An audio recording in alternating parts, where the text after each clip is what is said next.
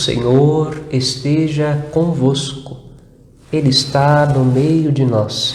Proclamação do Evangelho de Jesus Cristo segundo Marcos. Glória a vós, Senhor. Naquele tempo vieram ter com Jesus alguns saduceus, os quais afirmam que não existe ressurreição, e lhe propuseram este caso.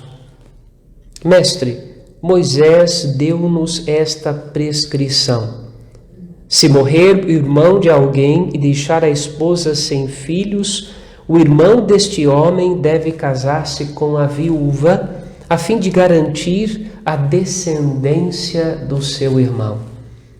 Ora, havia 7 irmãos.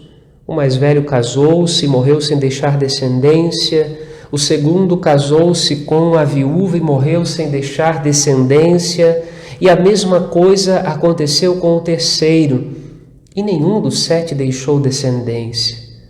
Por último, morreu também a mulher. Na ressurreição, quando eles ressuscitarem, de quem será ela mulher? Porque os 7 se casaram com ela. Jesus respondeu: acaso vós não estáis enganados por não conhecerdes as Escrituras nem o poder de Deus? Com efeito, quando os mortos ressuscitarem, os homens e as mulheres não se casarão, pois serão como os anjos do céu.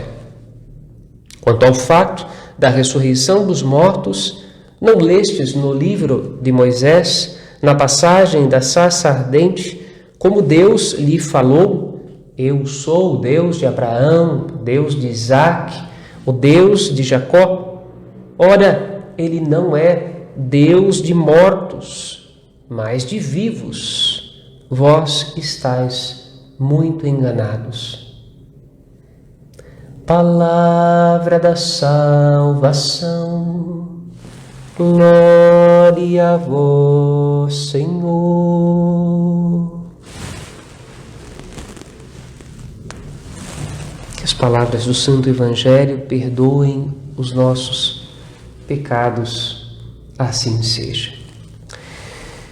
Meus irmãos queridos, dando prosseguimento ao nosso esforço desta missa diária transmitida pelas nossas redes sociais, esforço que nós não vamos abrir mão, mesmo que nós também estejamos dispostos a propor as missas semipresenciais. Digo semipresenciais porque não é para todo mundo, mas é para um público reduzido, como determina o decreto desta cidade de Sorocaba, esforçando-nos para meditar diariamente a palavra de Deus. Nós também somos convidados a escolher um olhar. Há pelo menos 2 perspectivas para todas as coisas. A perspectiva do homem e da humanidade, a perspectiva das coisas terrenas e mundanas, a perspectiva da vaidade, a perspectiva daquilo que passa, a perspectiva da morte, a perspectiva da falência, a perspectiva da ferrugem, da deterioração da realidade. É o que é próprio da vida humana. Porém, a Escritura, a Palavra de Deus e Jesus mesmo, diz ao nosso coração que existe um outro olhar. É o olhar da vida, é o olhar de Deus, é o olhar da graça, do perdão, da misericórdia, do amor. É o olhar divino lançado sobre as coisas humanas, que dão às coisas humanas um sentido sobrenatural, elevando elas do nível das coisas que nada são, pela graça de Cristo, às coisas que podem ser, por causa da misericórdia de Deus. Por isso, ouvindo este Evangelho, ouvindo esta pregação de Jesus aos saduceus que diziam: não existe ressurreição dos mortos. Ora, se não existe ressurreição dos mortos, Em que eles acreditavam? Eles acreditavam na vida simplesmente vivida nesse mundo, mais nada depois da morte, não havia absolutamente mais nada que esperar. Portanto, a vida humana se realizava essencialmente, fundamentalmente aqui neste mundo e mais nada. Um olhar mundano, limitado, um olhar limitado a si mesmo, um olhar sem fecundidade, sem grandeza, um olhar que não permitia que eles enxergassem Jesus e compreendessem a sua missão, porque Jesus veio ao mundo para dizer: eu sou a ressurreição e a vida. Para dizer: a vida de vocês não está limitada a esse mundo, ela é uma vida eterna, ela é uma vida que se expande para além da morte. Ouvíamos ontem a palavra de Deus dirigida ao nosso coração. O que nós estamos esperando? Qual que é a nossa esperança? Nossa esperança é que o Filho do Homem, o Filho de Deus, Jesus, Deus e homem verdadeiro, o Verbo encarnado e glorificado, que ele volte sobre as nuvens do céu, cavalgando sobre as nuvens do céu, e ele venha para anunciar ao mundo e ao universo inteiro céus novos e uma terra nova, uma vida eterna, onde o sofrimento, a morte, as lágrimas, a destruição, a enfermidade, o pecado, onde tudo isso terá sido vencido e extinto. Essa é a esperança da vida cristã. Uma vida cristã fadada à fatalidade deste mundo tenebroso, com suas vicissitudes e limitações, é uma vida cristã que dá pena. Por isso nós somos convidados a ouvir Jesus.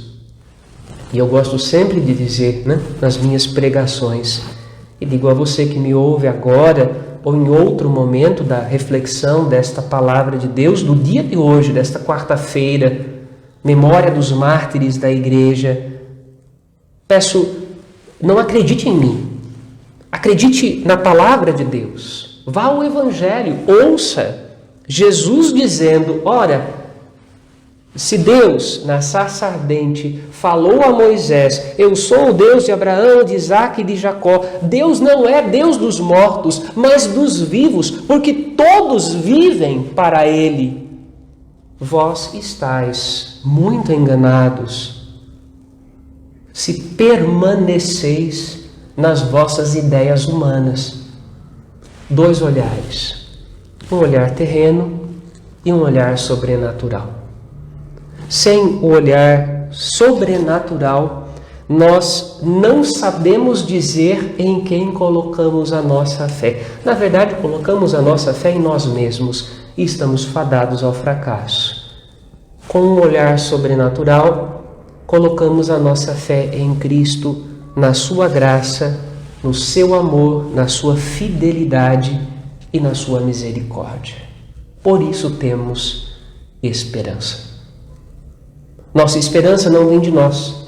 Nossa esperança não vem apenas dos nossos esforços, mas vem daquele que inspira tudo e todos. Vem de Deus, vem da fonte da graça. É em Cristo que nós esperamos todas as coisas, as que nos atingem aqui nesse mundo e as que sobrevirão no fim para a eternidade. Peçamos ao Senhor, peçamos ao Espírito Santo, que veio a nós em Pentecostes, fortaleza dos mártires, que venha ao encontro do nosso coração e nos convença da palavra da Escritura. Só Deus mesmo pode nos convencer a respeito da sua verdade. Não é a verdade dos homens, não é a verdade dos argumentos humanos, não é a verdade das ideologias, quais sejam elas, de qualquer tempo da vida do mundo, nem das atuais. É a verdade de Deus. Por isso, que o Espírito Santo impere sobre os nossos corações para convencer-nos a respeito da verdade, que é Cristo Jesus. Amém.